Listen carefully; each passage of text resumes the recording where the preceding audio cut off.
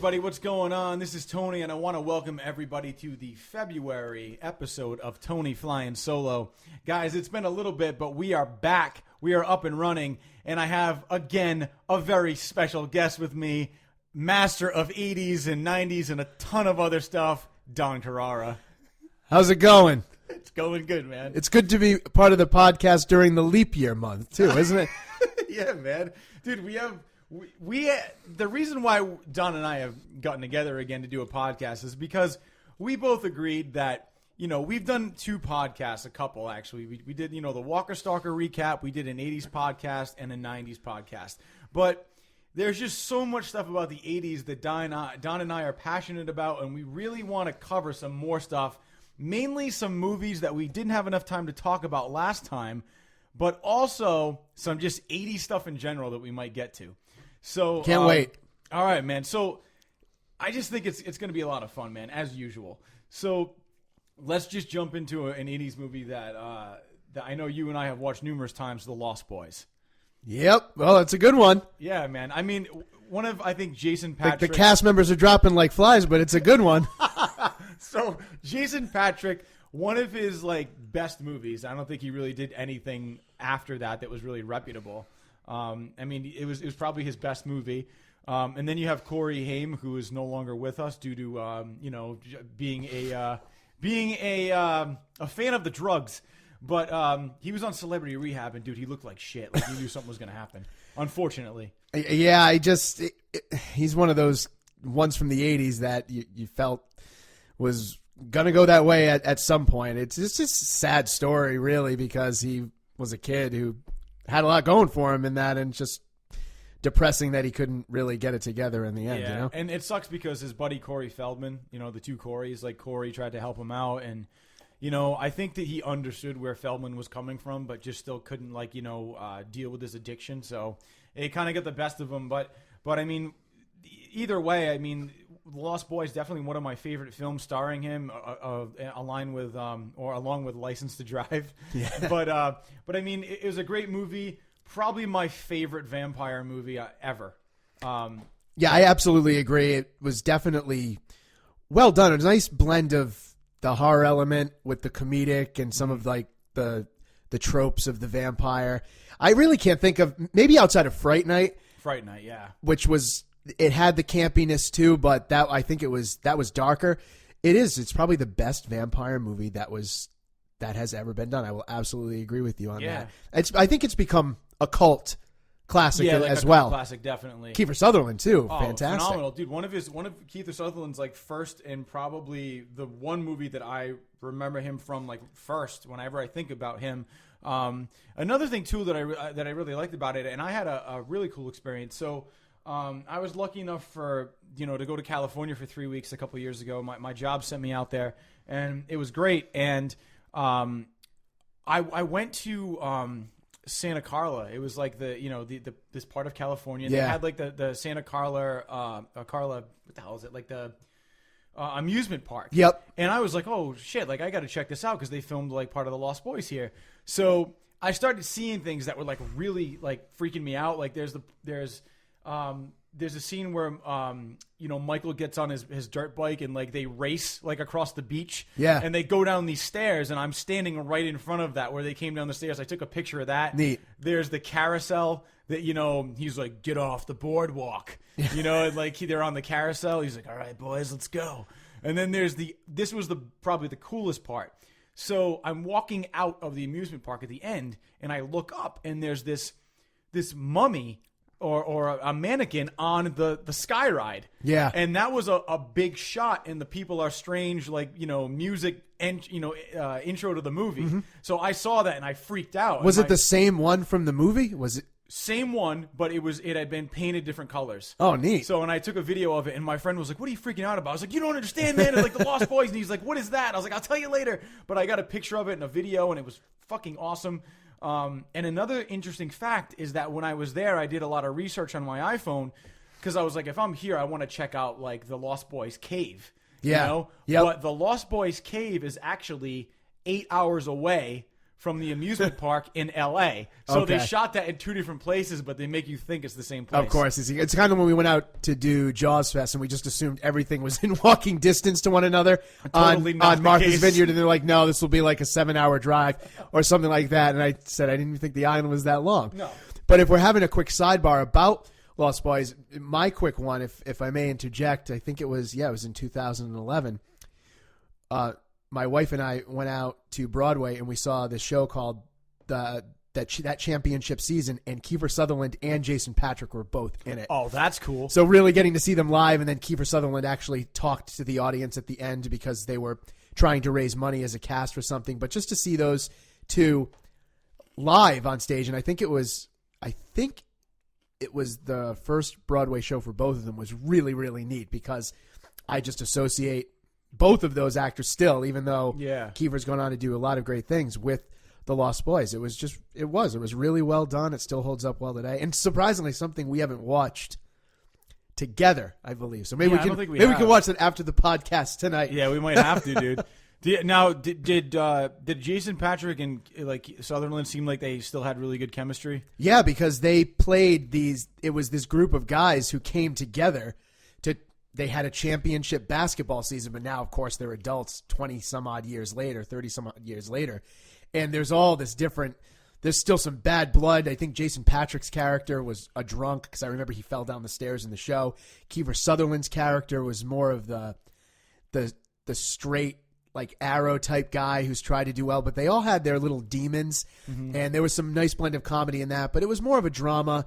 And yeah, they worked really well together. They pretty much, the whole cast was on stage together, I think, for the entire show. Mm-hmm. So that was really cool just to see those two guys. Amongst others, Jim Gaffigan, I think, was in it, and Chris Noth, and a couple, I think 1 or 2 other people. But that was a selling point for me just because of the Lost Boys. And Michelle had seen the movie, too, at that point. She actually enjoyed it. That's and she's not big on that, but I got her to watch it with me, I think, a while before we saw that. And so great because Becca had never seen it either, and I showed it to her, and she loved it. So and one of my buddies at work, Paul, he had never seen it either, and I said, man, when you go home tonight, you got to watch Lost Boys. And he took a picture of the opening credits. Yeah, I was like, text me after you're done, and he was like, dude, fucking awesome movie. So it's great that movie still holds up after all these years. Speaking of movies that I can't believe. Everybody that listens to Tony Flying Solo and the Redbeard podcast knows that I am a big fan of these two franchises, and we're going to talk about one, and I can't believe we didn't mention this last time, the movie Predator. I mean, definitely a classic 80s movie, a favorite of mine, and it's one of Arnold's coolest movies in my opinion. I'll let you take the lead on that because that is your bread and butter. Ever since I've known you, you are obsessed with Predator. Dude, I don't know what it is. It's just something about the character that I've just been fascinated with. I can't get enough of how cool he is and just like his whole like alien aspect. There's just so many things about him that I really enjoy that really kind of bring out the kid in me. And I think it's something that me and my cousin have really bonded over. Mm-hmm. Every 4th of July, we would sleep over at my grandmother's house because she has a house near the water. So the next day we would kind of have fireworks and stuff. And me and my cousin would stay up that night and the morning, watching the 4th of July parade on TV. We would, just draw Predator. And that was our thing. Yeah. So it's this movie that I just could not get enough of. I actually had the VHS tape. VHS, guys. So a staple of the 80s. Right. So did you have to adjust the tracking on that a lot? I not really. I almost had to. I wore it out, but I would come home from school and it was like a ritual. I'd come in, put my bag down, walk into the living room, pop in the VHS tape, and it was set at the point where Arnold Schwarzenegger started making his makeshift trap for the Predator, and it was just him and the Predator. It was like the ending scene, the last 15 minutes. I would watch every single day, and I'll never forget it. My dad came in and he saw me watching this. He goes, "I think we have a problem." I was like, I just love this scene, but Predator, one of those movies that obviously spawned a sequel and was good enough that they thought they should still be making. They're making another Predator movie right now, directed by Shane Black, who played Hawkins in the first one. Not really any new information on that, but it is in progress. We also know that the fan base for the Predator it kind of like had hit a plateau at a point, but it's coming back because of the introduction of Predator into the Mortal Kombat games. A lot of people are starting to realize, like, oh shit, like Predator, this is still like a character that has a lot of power and can do a lot of stuff in the game and is still cool. So, deserves his place in the Mortal Kombat universe. So that's been really cool to kind of play with that. I mean, I know you talk about watching Predator, that you taped on TV before when you were a kid, and it's I absolutely love it. It's one I will never get sick of. I will say I'm a big fan of it. I wouldn't say I'm right up at your level, but it's definitely I'm in the next one you're going to be talking about. That's my thing. Yeah, we're going to be heading to. But I remember when I think I saw it. I think it was maybe I was maybe like 10 or 11 when it came out, and I think I saw it when I was 12. So if people want to do the math, they can figure out how old I am. But my parents were pretty good about letting me see movies as long as they had seen them when I was under 17, obviously. But because they realized there wasn't anything wrong with me where I'm going to go and try to get this is going to make me really disturbed after watching something like this, or I'm going to go and reenact scenes from it. But I remember watching it and being intrigued by, all right, who's going to get picked off next? And right. How are these guys going to defeat this? And now looking at it many, many years later, and this was a show that we did together, it has a very Agatha Christie 10 Little Indians thing to it, too. I like these films where you don't know who's going to get picked off, or you have an idea, but you just don't know when and how. Mm-hmm. And I felt that whole mystery and the fact that this thing could camouflage itself into the environment was just an added bonus of conflict. So I think it had a nice blend also of action, some great Schwarzenegger one-liners, of course. Oh, totally. Carl Weathers, you had Carl Weathers and Schwarzenegger, the guys who has the biggest muscles in this movie. So it's one that is still very enjoyable. I actually showed it in my film class one year. I think it's something that doesn't really even get discussed, I think, when we think about the sci-fi genre, probably because it has so much action in it. Yeah. But it really is a great science fiction action. Oh, yeah. That hybrid. There haven't been a lot of those types of hybrids done, I think, in my opinion. Yeah, and I agree. And one of the things to kind of throw out there, and I think this guy should be mentioned, was the guy who played Predator in 1 and 2 was Kevin Peter Hall. Yep. I mean, just the guy who was a master of playing monsters. I mean, he even played Harry and the Hendersons, which was the Bigfoot.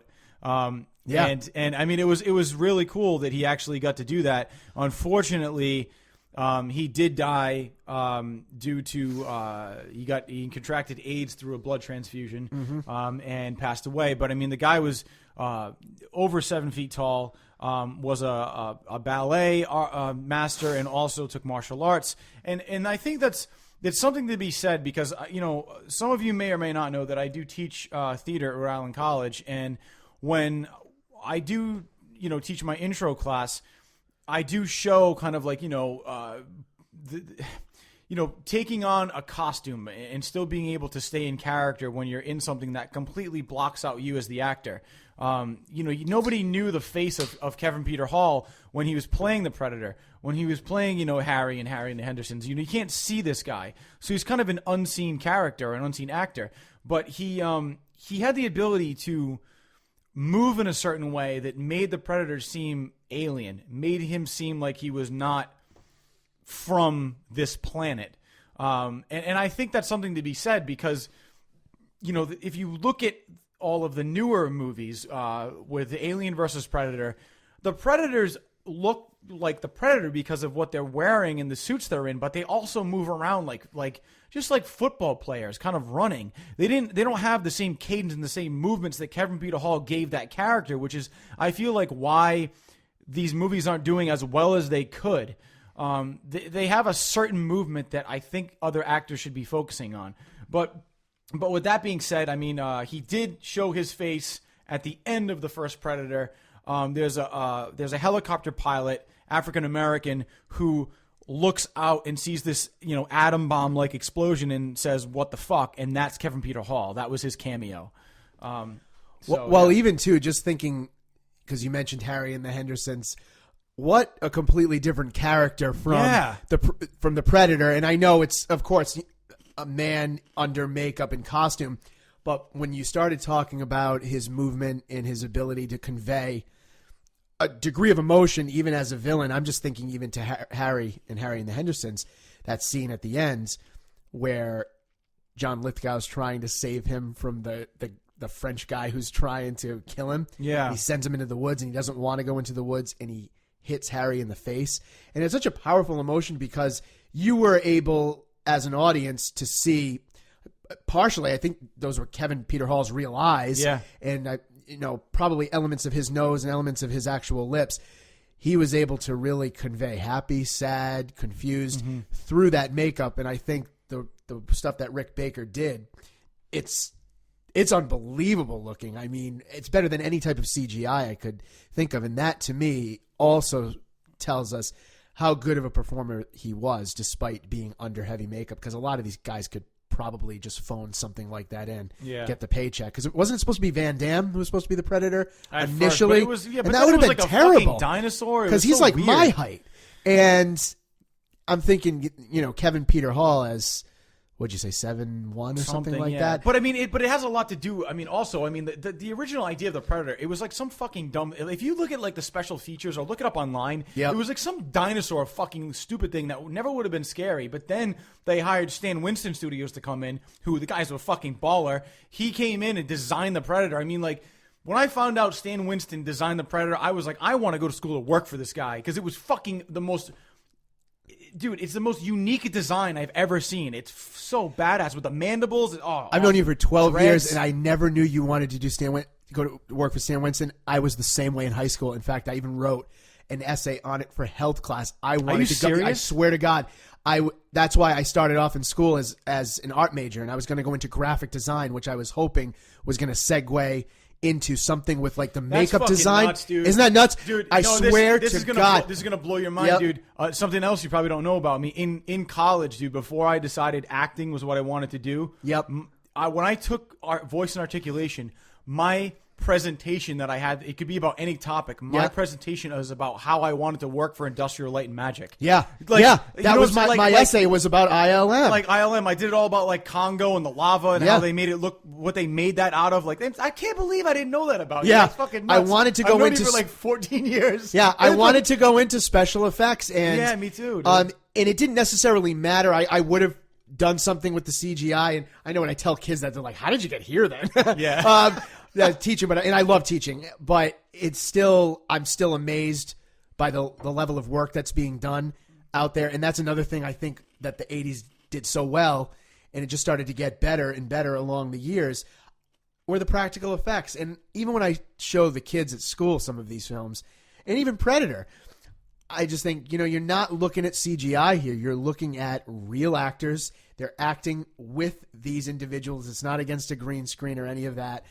And that's that nostalgic part of that decade that I think J.J. Abrams even tried to bring back in The Force Awakens, which I love because he's about that hybrid, I think. It's too much CGI, which loses a lot on I think the actors out there and those great Stan Winston. We have a whole another podcast that will be done about all the the practical effects of 80s horror movies that we'll get into. Yeah, we'll do a horror one. We need to jump into the next film, which is kind of a parallel to this.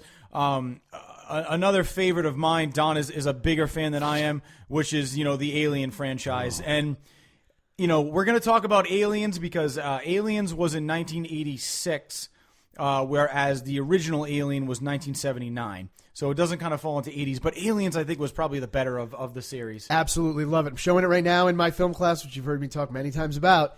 And the kids love it. Every year, it's one of those staples that they tell me, don't get rid of Alien and Aliens. Yeah. And a lot of them end up loving Aliens even more. And it's by far, to me, the best sequel that was ever made.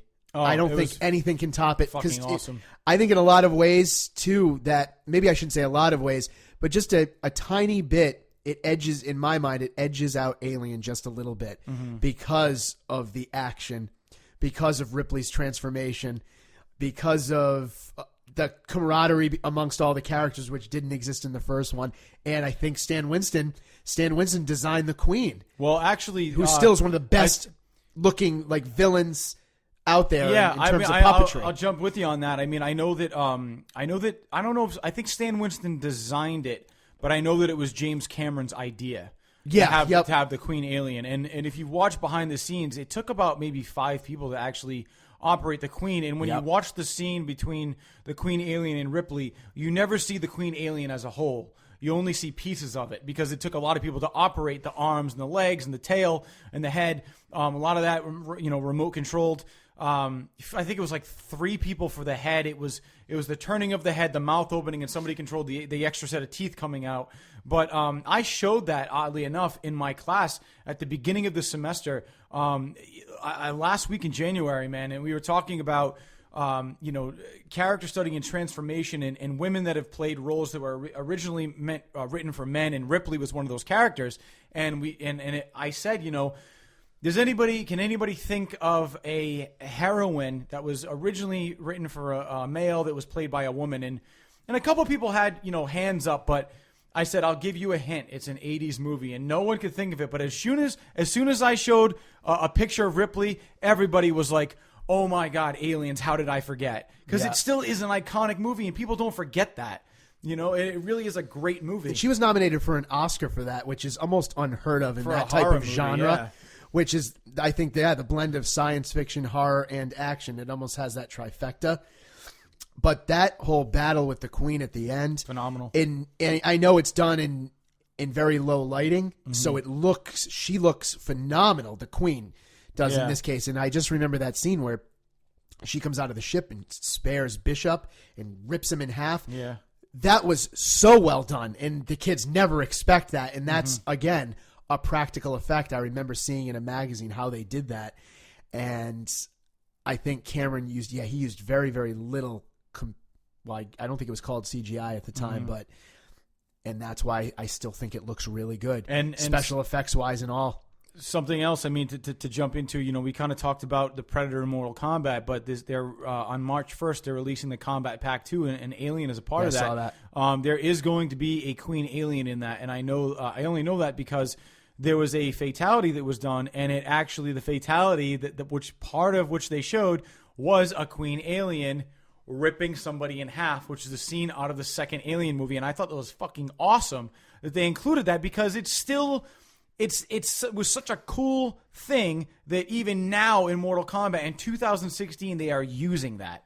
It's still a great scene. I love it. I love watching the kids' reactions when we get to that part. That's my favorite part. And that's one of the beauties I still love of watching this, and I've seen it so many times, and I never get sick of it, is all these little parts of, when they first go in and they're coming out of the walls, and then they have the scene where she finds out that Burke is the Ash character from the first one, and Paul Reiser's great in that. The scene where they're coming out of the floors, and then there's all these little sub parts of the plot, but her battle at the end, when she goes in there and she threatens to use the flamethrower on the eggs, and all non-verbally those minions back off because the Queen, and then she fucking torches them, and it's just an epic showdown, because Ripley in the first movie's a bitch. And we talk about that in my class, and their paper they have to write is, how does Ripley develop as a character over the course of the 2 films? Right. And they have an essential question to think about in that male-dominated genre. How do those empowering female characters change the narratives? And I can't think of a stronger heroine than Ellen Ripley. Sigourney Weaver. So I would love to meet. I hope she would. I would love to see her come to Rhode Island Comic Con. It would be awesome. I would pay whatever it was, $100 and something to meet her. No joke, because she's just been a part of my cinematic life for so long. It was one of the first science fiction movies my dad introduced me to.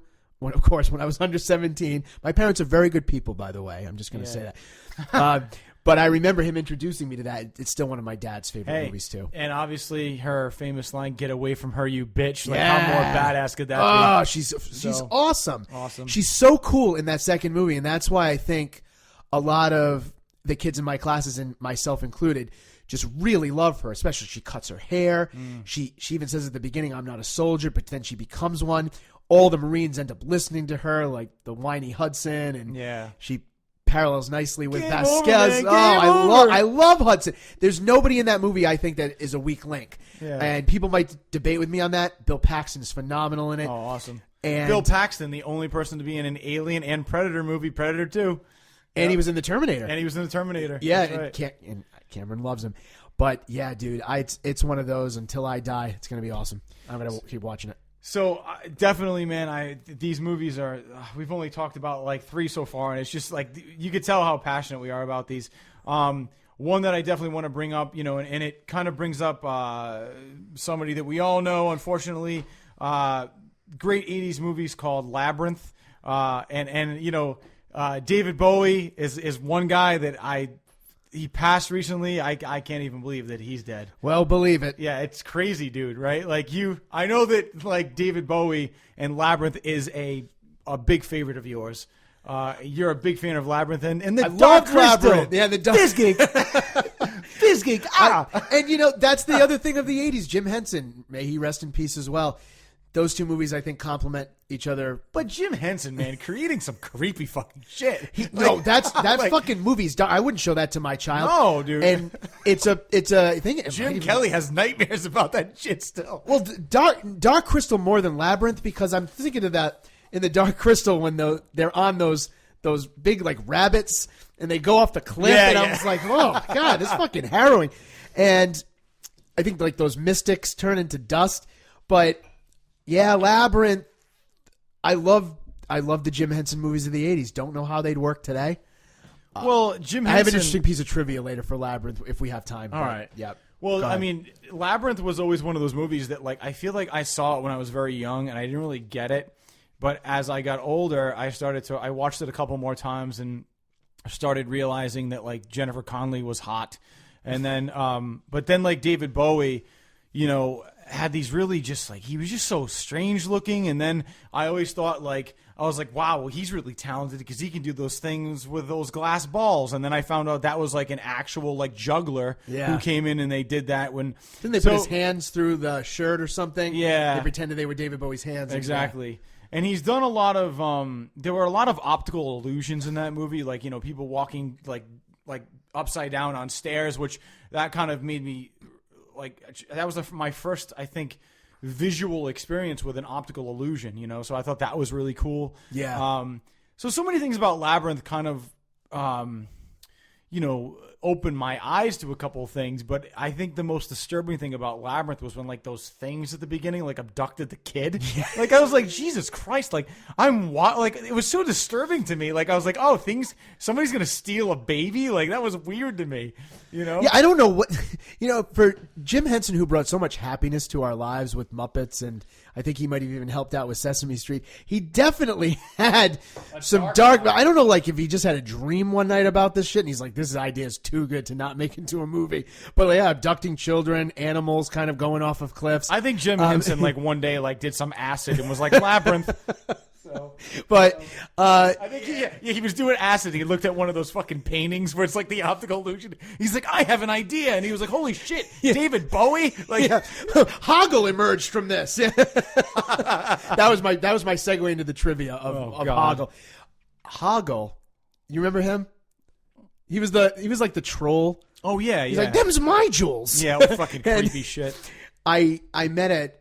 It was one of the conventions. I think it was the Terracon one. There was this guy, Bill Diamond, who worked on the Labyrinth. Oh, yeah. We had all those things. Yeah, I think he was at Comic-Con, too, and I got a Labyrinth poster signed Wasn't by it him. the guy, though, that had to, like, it was over in the corner? Yeah, it was him. Huge, like, marshmallow, what the hell was it?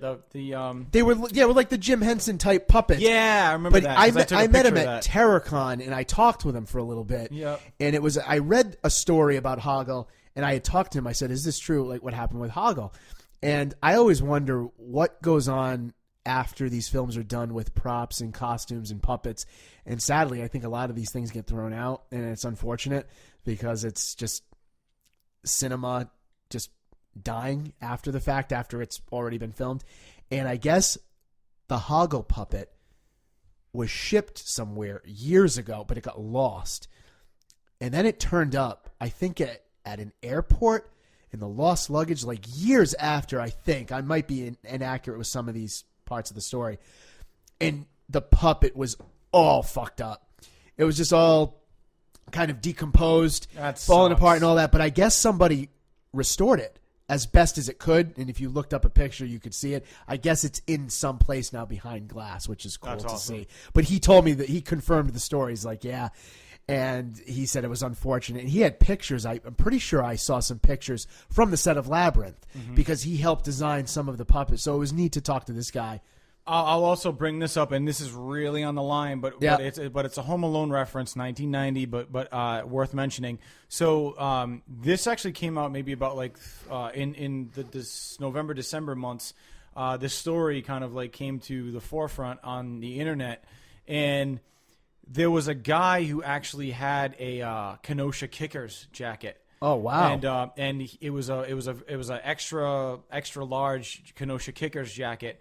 And he looked inside, and he actually saw JC initials, which John Candy. Really? And so what he did is he actually contacted somebody, and he flew out to California, and he met with like a props person who had all like everything documented. He was like, I bought this Kenosha Kickers jacket online on eBay. He's like, and I saw these JC initials inside, and I know John Candy may have worn it. They looked it up and confirmed like the serial number. It was the actual jacket that John Candy wore. Wow. And this guy fucking bought it on eBay for like $40. And really? Dude, like somebody had it.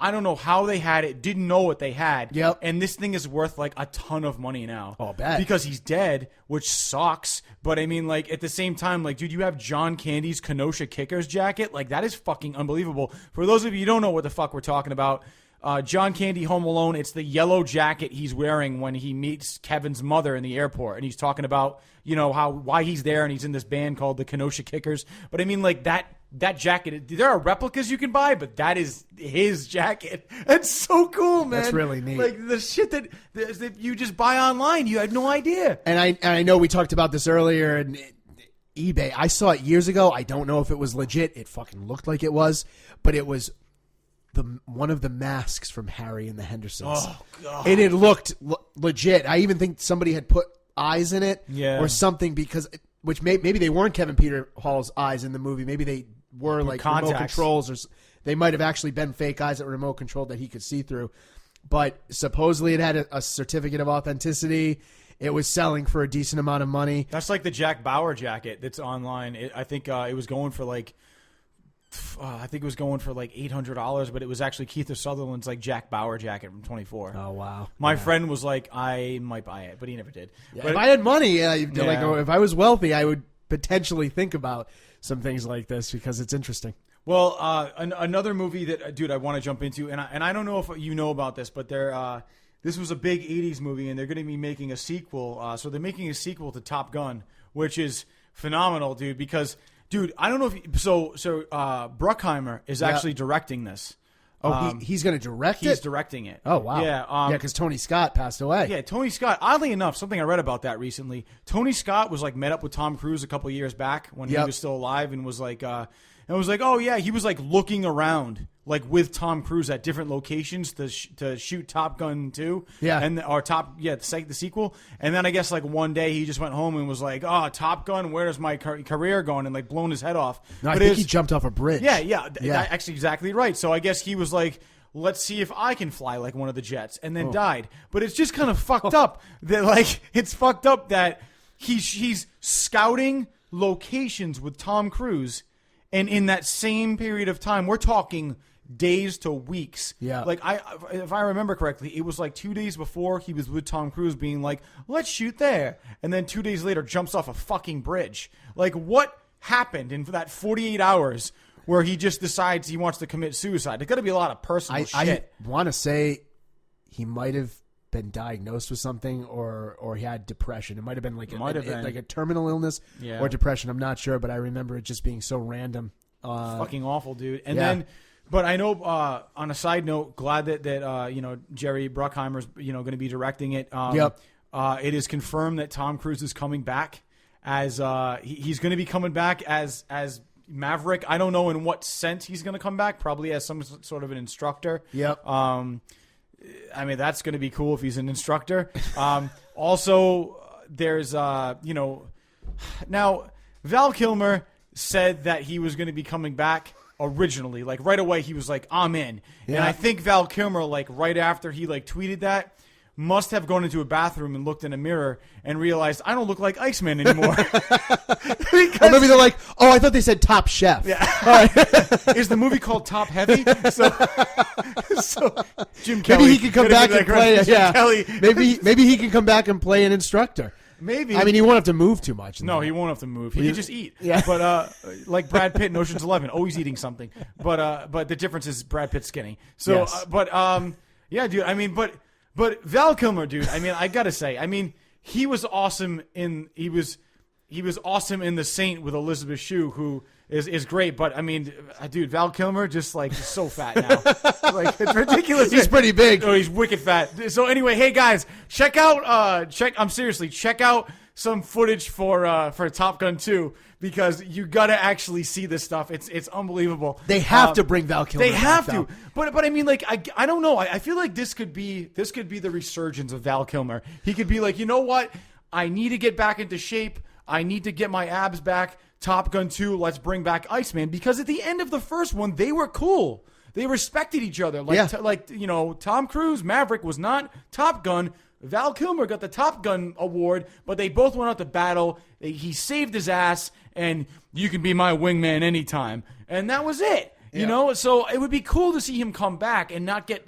Because if he doesn't come back, who else are they... I mean, the dude from ER, what's his name, who could play Goose, like, he died in the first Top Gun, so he can't come back. Meg Ryan looks like shit now, so there's no way that she's coming back. I forgot she was in that. She was Goose's wife. And then you got Kerry McGillis, who's all fucked up now, which, dude, I found this out today. I didn't know this. She was, like, raped, like, twice, dude, after Top Gun by people. Oh, my God. And that's why she got all fucked up. And I was oddly talking about... I didn't know any of that yet. Dude, oddly enough, I was talking about Top Gun with my dad today, and he was like, oh, she was raped. I'm like, what are you talking about? I Googled it, bro. She was raped like twice. Like, and then she just like went on that. She left Hollywood. She was like, fuck it. I don't want to deal with this because everybody, I think, found her very attractive in Top Gun. And then all of a sudden, like, dude, this is fucked up. Getting real here for a second, guys. The guy who raped Kelly McGillis at the time, it was him and his friend, and he was 15 years old. Oh my God. And this happened to her twice by two different people. Like right after Top Gun. Like right around the same time. Oh, I think it was right after. And she left Hollywood. Now she came out that she's a lesbian and she's married some woman like 30 years later. It's insane. It really is insane. So I know that she won't come back. She's it's out tough of Hollywood. that she had to go through that type of ordeal. But no, it's horrible. Yeah, man. It really is awful. And that's when we think about movies, and we've talked about this in previous podcasts, you said it, we have these images of these actors, sometimes forgetting that they're real people playing the roles, especially if they do it really well, and trying to create the magic of the 80s. It just might not happen, but it might end up being phenomenal. I could see Tom Skerritt coming back. Was it James Tolkien? We met him from Masters of the Universe. He was in it. Yes. I would love to see him come back. And there's that thing again, and you mentioned it earlier. It's we as a culture, and I think it's saying a lot about maybe where we're headed in terms of politics, maybe where we're headed in terms of violence and terrorism and all that. We want to just escape back to the 80s.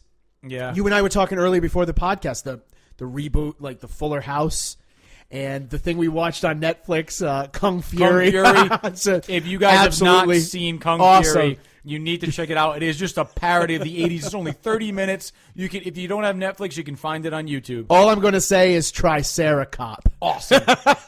I would love a series martial with arts Hitler. so stupid, but you know what? Really good effects for like what it was trying to do. I really was. Oh, and one more thing. Yeah. Tracking. Yes, tracking. You'll get it. But the whole love of the 80s, we want to bring that back. And I started thinking just the other day, imagine we get a little bit upset at the same time. It's like, oh, they're just going to recycle things from the 80s or they're doing reboots. But if that's where we head and we start bringing back, I guarantee they'll bring back some other TV shows from the 80s. Guaranteed.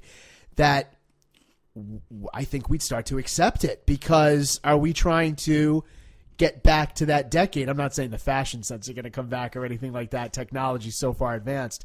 But in regards to film and television, maybe even music in a little bit, people love that. And it really suggests how powerful that decade was. Awesome. And we've talked about it so many times that you can't say, oh, name me a 2000 movie. No. But if you go into the 80s, we could rattle off 50 of them between us. But talking about that and realizing that these movies have made a mark, and they really do have great themes, and they have great plots. And Top Gun was good enough that they're going to make a sequel to it, and I'm really looking forward to that. That'll be fun. You kind of brought up an actor that maybe think of a movie that we haven't mentioned that we have to mention is Masters of the Universe, dude. You know me, and you know that every morning, I don't know if you know this, but you know that I'm a huge Masters of the Universe film fan. And I used to get up every morning. My mom would throw some sweetbread in the oven because I'm Portuguese.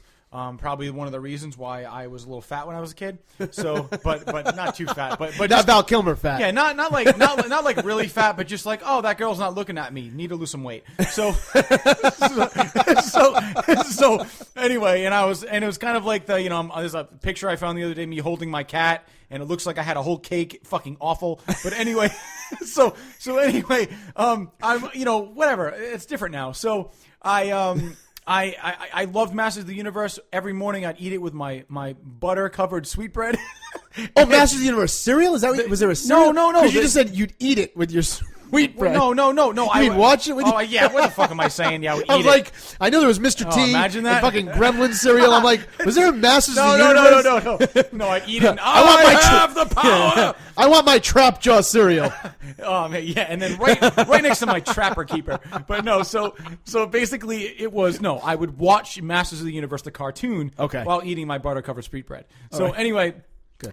It's good. But yeah, it's great. So I would then go to school and shit and talk about Masters of the Universe with my friends, and we loved it. And I had the lunchbox, which they don't do that shit anymore, but themed lunchboxes. I had a Ghostbusters one also, but Masters of the Universe was a huge film for me. I would watch it almost every day. What's his name? Tolkien. We met James Tolkien. Yep. Met him at Comic-Con. Great moment for me. Everybody knows him as the principal from Back to the Future. Yep. Another great 80s movie. For me, it was Masters of the Universe. I walked up to him, and he had no one at his booth. And I remember I looked at you, and I was like, holy shit. No one's at his booth. Like, what the fuck is wrong with people, right? Yeah. So I went up to him, and first thing I said to him, I was like, Lubick. And like, he kind of looked up because no one had come up to him that day about Lubick. And I said, you seem a little kind of caught off guard. I was like, I'm Tony. Nice to meet you. He's like, you're the first person who like knows Masters of the Universe. I was like, are you kidding me? Yeah. I was like, that is the one movie that I love you from. You were such a badass. And I was like, I just want to get a picture with you. And I think he was hoping I was going to buy an autograph. So he was like, oh, $10. So like, so I got a picture with him, and he's definitely older.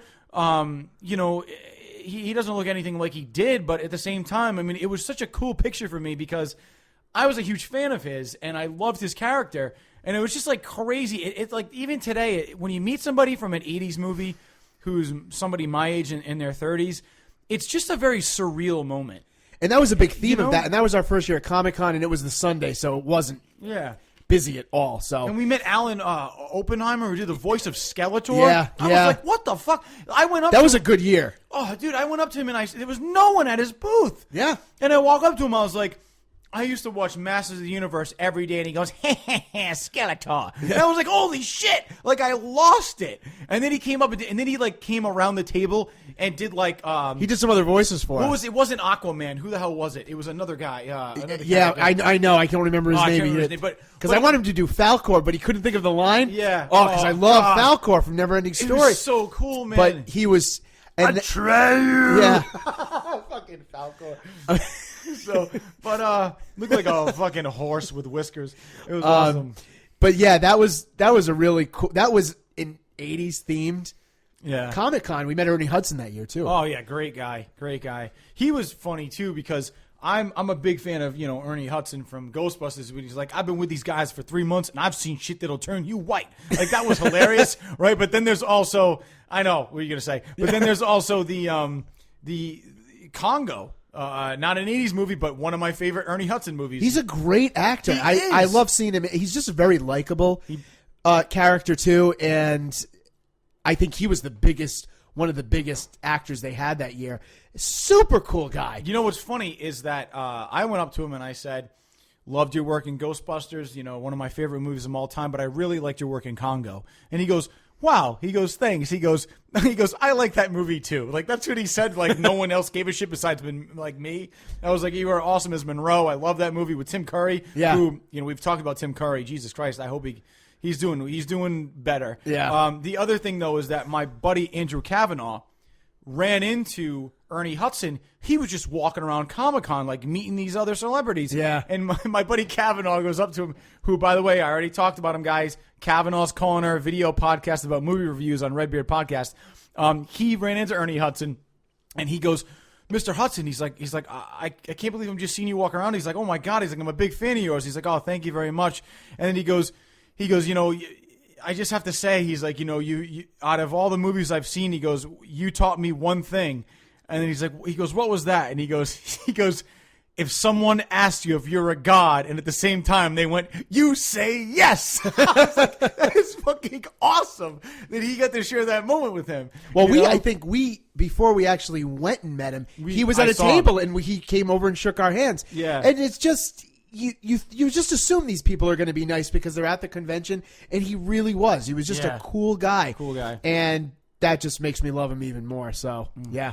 Oh God, we got a couple more movies I want to jump in because we're trying to keep this an hour.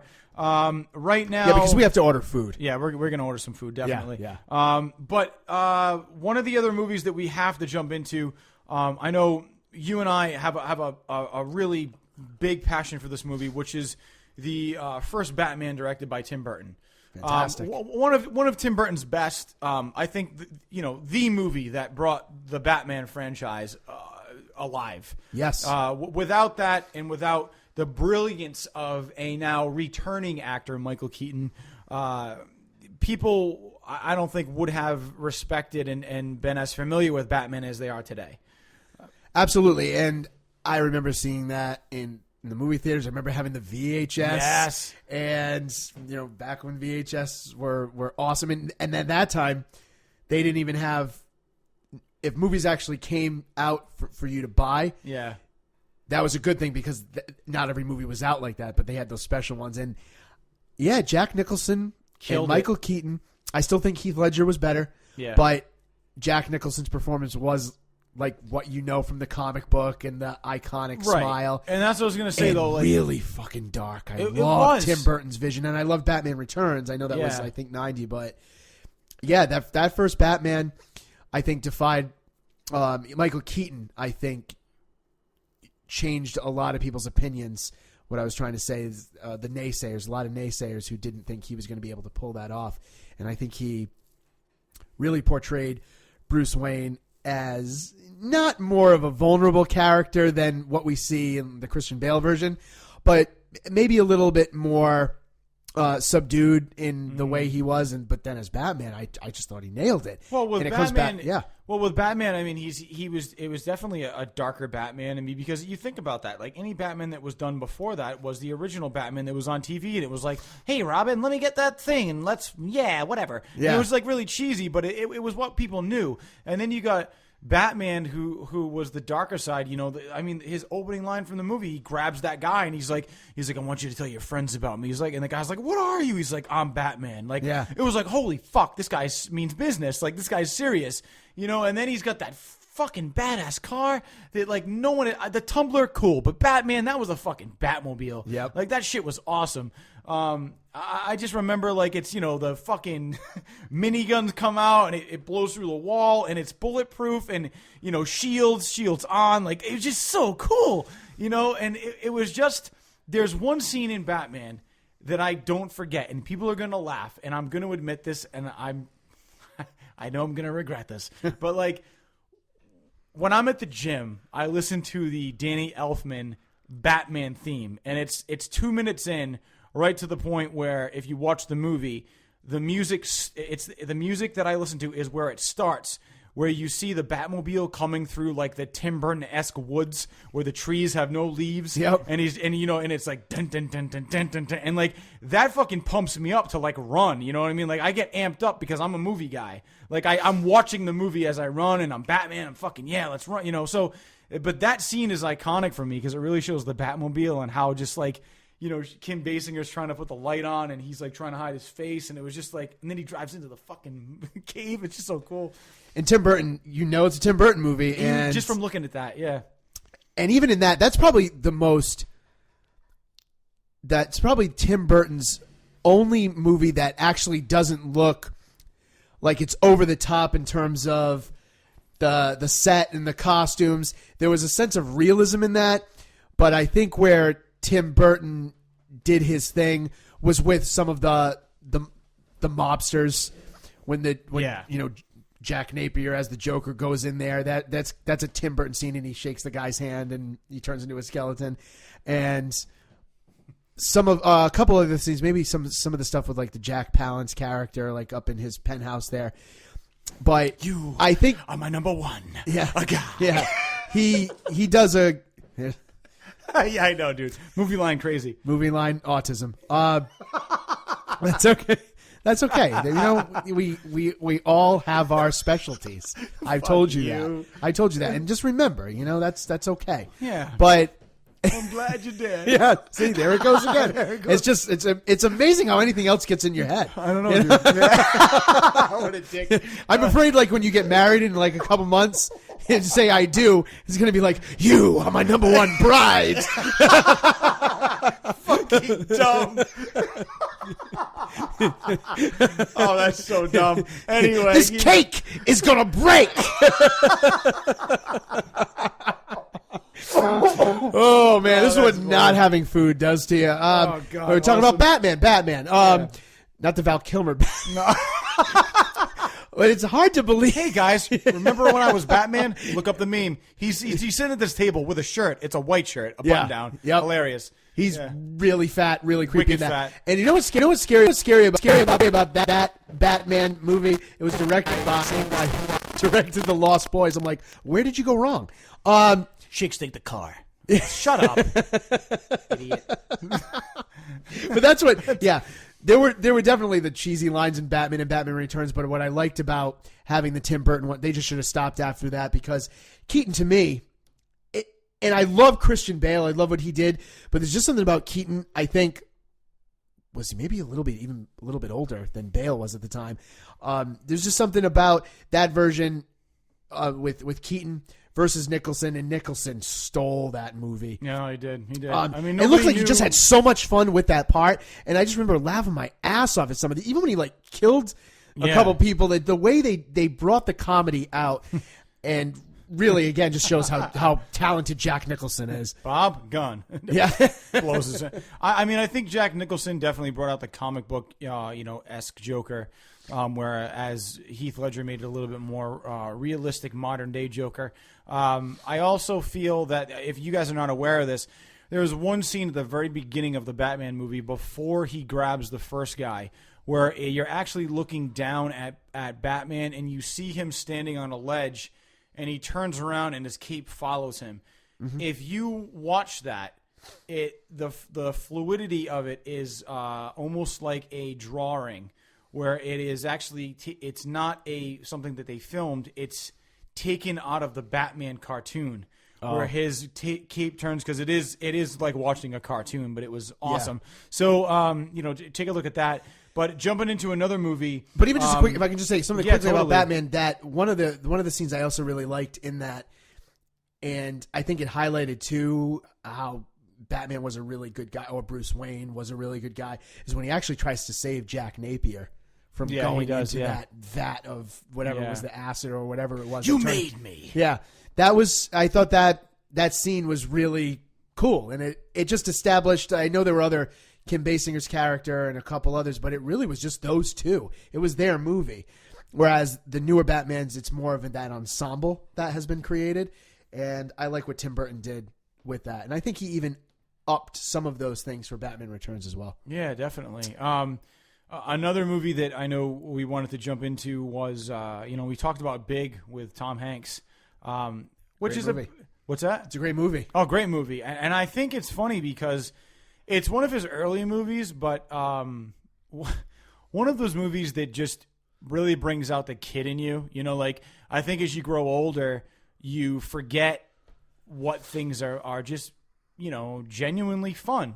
This is fun. And just because I'm older doesn't mean that I can't have fun still. Not everything has to be serious. And every time I see that movie, I think about like, he's having fun just jumping on a fucking trampoline. Like, I would totally do that and have fun with it. But like, because I'm adult, I can't have fun, and even the girl in that movie, I forgot the actress's name, but she at first is a little hesitant to jump on it. But when she starts doing it, she realizes this is fun. Why do I have to pretend I don't like this? That whole message that we all have the kid within us and we forget where it is because the father from Home Alone isn't. He's the asshole in that. Yeah. Who wants to play, was it racquetball or tennis? He's like, give me the ball, you little shit. Yeah, exactly. And he was just like, I just wanted Tom Hanks' character just to beat the shit out of that guy. But I love that movie because when I look back over Tom Hanks' career, that was, I think, a part of the transition where he wanted to establish himself as a dramatic actor. Right. And I think it was maybe before he did like Turner and Hooch, which I thought he was hilarious in. But I might have, Burbs, another good one. And I might have mentioned this in a previous podcast, and I apologize if I did. But I remember seeing him starting to transition into the dramatic stuff, and I'm like, oh, I love him in comedy. I don't want to. I don't know if I want to see him do drama, and that's all I can see him doing. Like he's such a good dramatic actor. He really is, but has such a likability about him. But I feel like Tom Hanks should really. I feel like it would be such a good move for him if he decided to do a comedy again, because because people don't forget that he is really funny. He's hilarious. And I mean, if you ever saw him on SNL, he did it was like when Celebrity Jeopardy, he did like Mr. Short-Term Memory Guy, and like every time they asked him a question, he was like, eh! Like he was like, oh my God, like remembering, like I thought that was fucking hilarious. And then he decided, hey, I'm going to do Forrest Gump, and that's it. But he is extremely talented, and I think Big just again demonstrated that he could play a kid. He could find his own inner child as Tom Hanks to play it. And you really believe this was a kid who made a wish come true and became whatever he was at that time, 30-something years old. And I bought it. And it's just a nice movie, wholesome movie to watch. And I love the scene where he's first, I think, in New York, and he's in that shitty apartment. You can hear the gunshots outside. And you see him ready to cry. And he's crying, and it's like, man, he's just so freaking good. You know what? Another good thing about Big is that I honestly believe this. If Big hadn't come out, you would not see any kind of a machine anymore where you could like pay a quarter and get a wish. Yeah. And it's the Zoltar machine. And it may not be Zoltar, but like when I walk out of Dave & Buster's at the Providence Place Mall, there is a machine there right as you leave that you can put a quarter in. Yeah, it looks like Zoltar. Exactly. And you get a little card. But if that movie hadn't come out, no one would give a shit about that machine anymore. And it's still around because of the movie. Yeah, and I think people also ended up having a lot of interest in FAO Schwartz, the toy store. And I remember going there one year, and they had the piano. And I don't think it was the exact piano he had, but it's the same thing like the Zoltar machine. And even when I went a few years ago, there's just something about that place, because I remember they filmed that big, a couple scenes or something in there. And it brought a lot of, I think, things that people never even thought about, and brought put FAO Schwartz on the map. You said something about the Zoltar. I think there was probably also a lot of product placement in that, if I remember correctly. Same thing. FAO Schwartz got a lot of business after Home Alone 2 when he went to Duncan's Toy Chest. Like that was technically FAO Schwartz that they were referring to. But that's a movie. Big is one I haven't seen in a long time, but I would love to go back and It's rewatch. a great one. Another thing about Big is that he walks into that holiday work party in the white tux. Yep. And that's right. And when we did, it was I don't know if you remember this. I don't know if you were there, but it was the probably biggest Rhode Island College theater banquet that I had ever been to at the Westin Hotel in Providence. Yeah, I definitely wasn't there. Yeah, and the theme was fire and ice, and I was like, well, I have red hair, so I'll go as fire, but like I'll also go as like ice. So I actually was like, fuck it, I'm gonna go in a white tux. So I went in a white tux, dude, and I had the red sash, and it was just kind of like, and I never forget it. One of my acting teachers, Wendy, came up to me and she was like, She goes, you got some balls. And I was like, what do you mean? She's like, no one else is here in a white tux. And I'm like, dude, I stand out. But it was just awesome, because I was like, this is like, I wasn't necessarily intending that, but as I got there and I saw everybody looking at me, like kind of laughing, but also being like, that's fucking awesome. Like, holy shit, this is a big moment. I didn't even plan it. Well, there was a kid when I was chaperoning the senior prom in my school last year. He was the only kid who came in a white tux, and I think he wore one for his junior year. And I said, good for you, man. I go, you can pull it off. Yeah. And good, you're making a bold statement. It's like, who gives a shit? It was so what fun, everybody man. said, that's I think that movie too. It's like, who gives a shit? And everybody, he stood out, and that girl loved him because he didn't give a fuck. He didn't, and because he was still a kid. Yeah. And just a really just larger body. That's all it was. Definitely. What a cool premise too. It was awesome. I know we're running kind of on the hour mark, but I do want to maybe bring up just one more movie. I'm going to throw out a couple, All right. and I want you to pick one that you want to talk about. All right. So we got Ghostbusters 2. Yeah. We have The Fly. We also have The Breakfast Club, Howard the Duck, and there's Back to the Future. So I want to know which one. I think we can. Howard the Duck, I think we can maybe throw out. Even though it's got, what's his name? Jeffrey Jones in there, who is as we know, the last decade a pedophile. Really fat pedophile. He was eating bacon and watching a lot of child porn. Oh, apparently. God, I that's think that's what it disgusting. was. God, I can't even look at some of these movies that he. How many times do you think he watched child pornography? I'm going to say 9 times. I don't even want to make jokes about get that. It? Yes. Yeah, I know you get it. Anyway, so throw out Howard the Duck. You had to go there. Oh, yeah, dude. Oh, it's terrible. So Back to the Future, The Breakfast Club, The Fly, or Caddyshack? I mean, we got to. I would love to talk about The Fly because right. it's different from. I don't know if that's. Well, let's just say this because I think we can encompass it in 2. Yep. Ghostbusters 2 and Caddyshack, both 2 very good movies. Both one was co-written with Dan Aykroyd, but Caddyshack and Ghostbusters 2, obviously Harold Ramis. I still cannot believe Harold Ramis is dead, dude. Believe it, he's dead. It's Harold Ramis is one of those guys that, you watch a movie like that, you're like Egon, and then you're like, oh shit, it kind of hits you. Same thing with Robin Williams. Dude, I can't believe that he's dead either. And the one thing about that, believe it. Yeah, that's one. We have to believe this stuff. It's a long. Alan Rickman, believe it. Harper Lee, believe it. Seriously, let's have a moment for Harper Lee. Harper Lee, you and I, because we did To Kill a Mockingbird together years ago. We did. You played Mr. Gilmer, and I played Atticus Finch. Yep, it was a fun time. Let's just have a good. quick little moment. Okay, good. And there was a condom in my briefcase, Judge. So, just for people who don't know, as a prank one night, I don't even know where I got this condom. Why did I have this? Yours. It was not mine. I took a condom, and it wasn't used, but I took it out of the wrapper, and I think I had the wrapper in there, and I think I had it dangling out of the wrapper, and it was attached. No, you didn't have it dangling. You were fucking I just asshole. put it right in there. Dude, I opened my... Dude, thank Christ. Thank Christ I opened my briefcase before I went on stage, because I opened it, and I saw this fucking condom by itself on my fucking... on my fucking yellow notepad, and...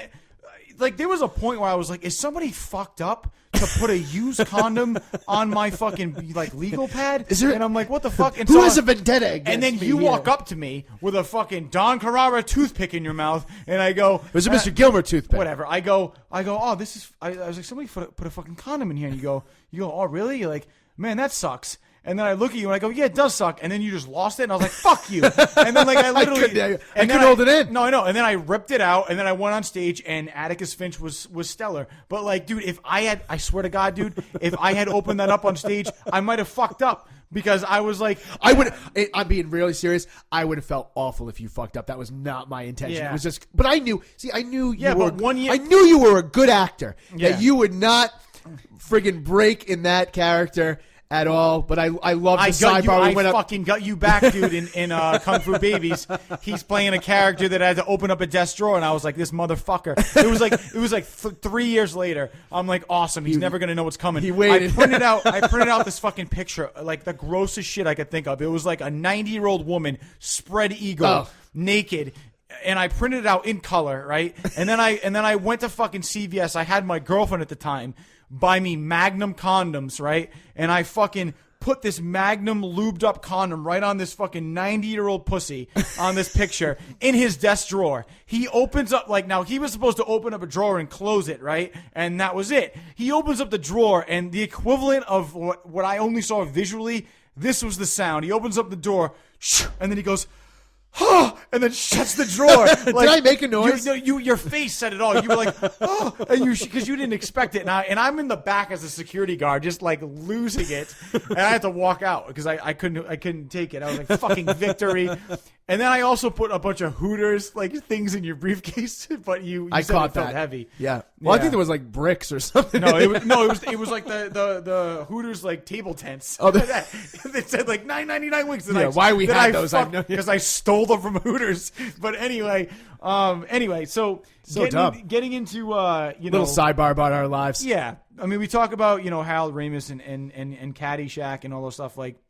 It definitely sucks, but Robin Williams, we will get to the last movie in a second, but Robin Williams, just want to throw this out there. I don't know if you guys know this, but I think it's worth mentioning because a great, great actor, comedy legend. His wife posted something, or widow posted a couple weeks ago that not only was Robin Williams depressed, but he also had a debilitating brain disease, which he hadn't told the public about yet. And in his last couple weeks, he was becoming very spacey. There was a point where his head was bleeding, and because he had walked into a door, and his wife asked him what had happened, and the only word he could say was misjudgment. Like he couldn't misjudged. Like he couldn't form another word to describe what had happened. And I think that's a sign that something was mentally wrong. And but it wasn't associated with the Parkinson's. Well, it disease, wasn't. Well, it wasn't disease? associated with the depression. I think was something that was there, but he had kind of was dealing with. But this was something else that happened. Yeah. And then, believe it or not, on top of all this, he had recently been diagnosed with Parkinson's disease, like the early stages. So I think Robin Williams, as much as I love him and as much as I felt that he was an idol to me in some respects as far as comedy goes and acting, I don't know if I can say that I can't blame him, but I almost understand why he was like, you know what, I'm at the top of my game right now. I think I'm going to check out. And it sucks that he did that, but from maybe putting myself in his shoes, I don't think I could ever do something like that, but I can understand where he was coming from if that was why he did it. Mm-hmm. It's a lot easier for me to digest than thinking that one day he was just really depressed and decided to fucking hang himself. Yeah. Like that for me is really hard for me to chew, and I really have a hard time accepting that, and I guess that's selfish of me, but I really hope that there was a point where I said, I wished when I went in and know this new information, I said, I wish that he would have OD'd because it would have made it easier for me to accept than him actually taking the time to kill himself. But when he had all these other things going on, that's probably why he did it. Yeah.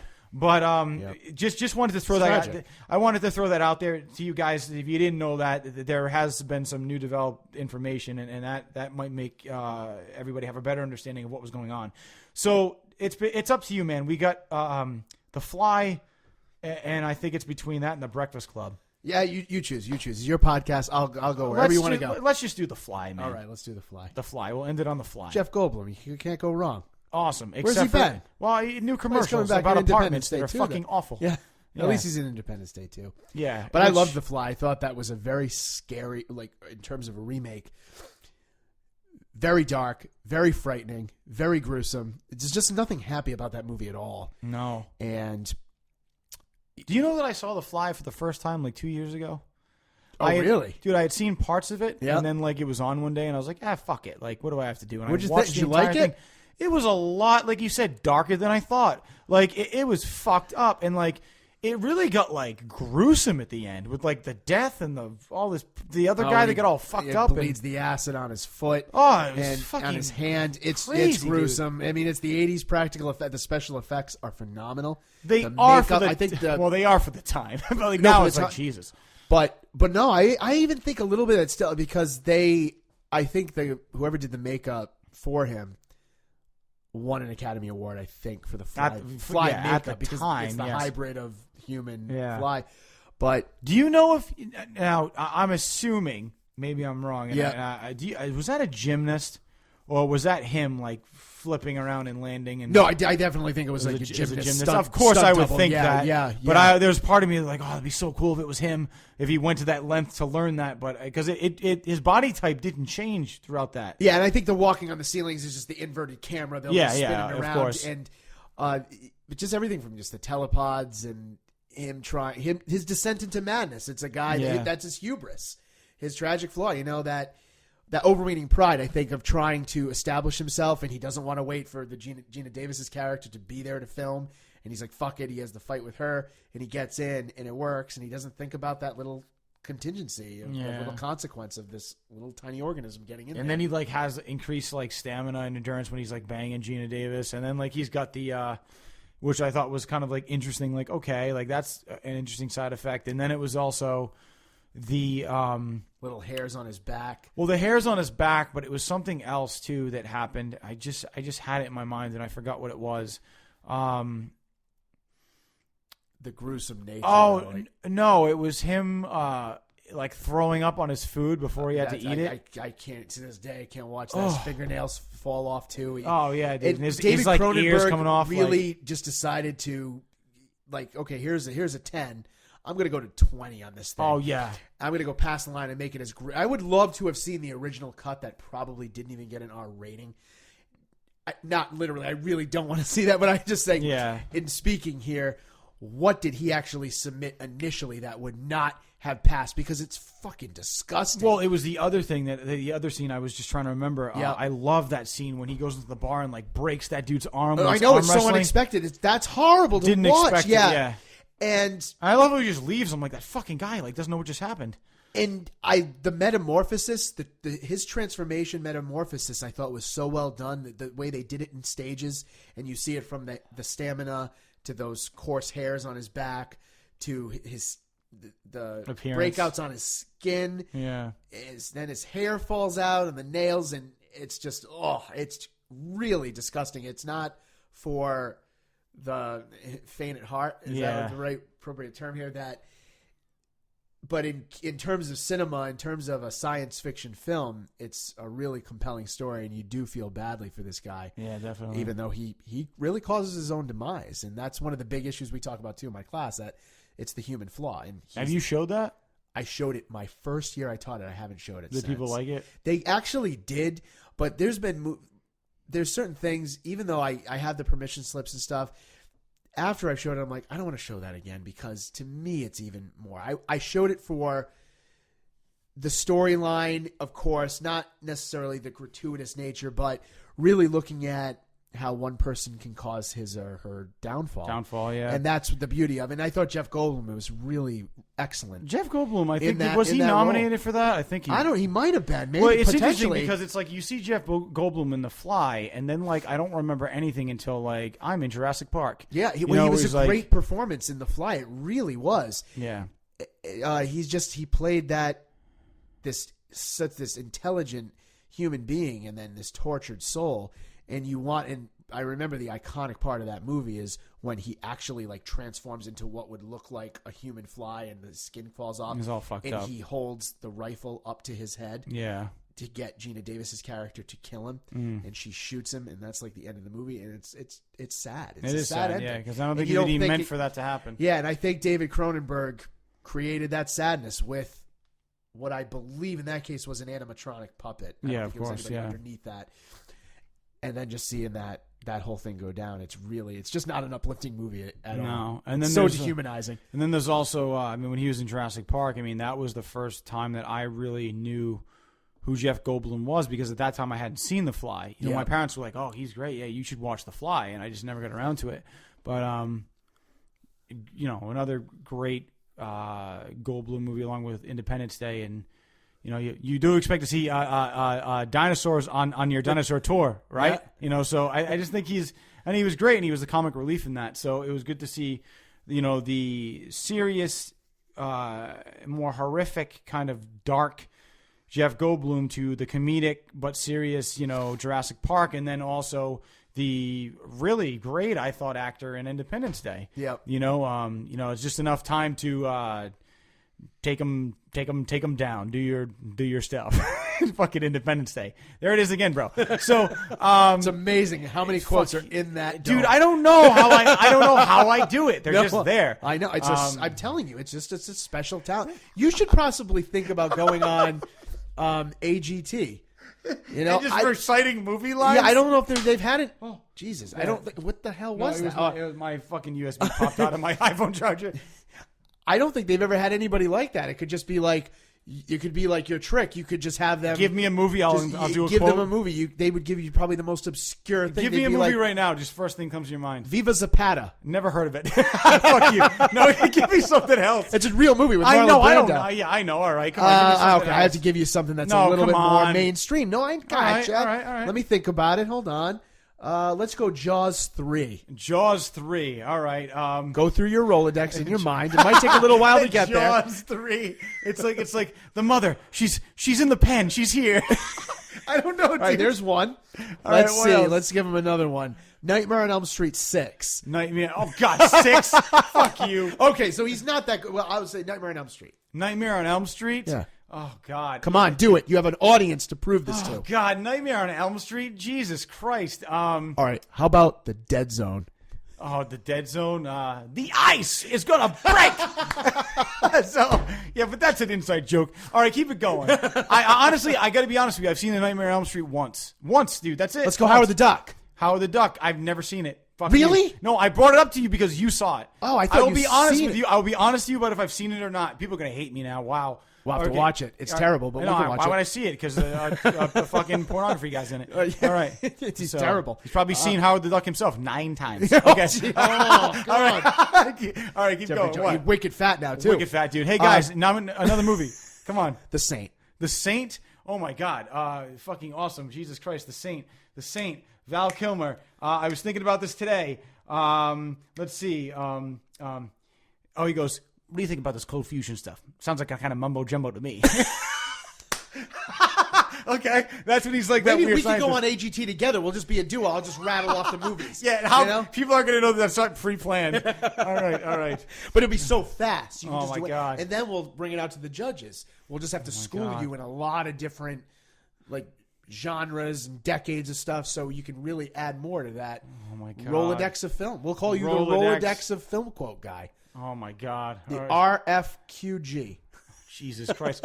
Ghost, Tony Goldwyn. Ready? Ready? Here we go. Random. No, I know. It's random. Listen, Sam, just give me the check, okay? I'll let her go. And then he knocks the gun out of his hand. So fucking stupid. All right. Push a penny under the door. What do you mean a fucking penny? Give me a penny. All right. So, Jesus. It's fucking dumb, dude. It's wicked dumb. Schizophrenic right there. You're dead, Willie. Jesus. Seriously. Oh my God. It's so fucking dumb.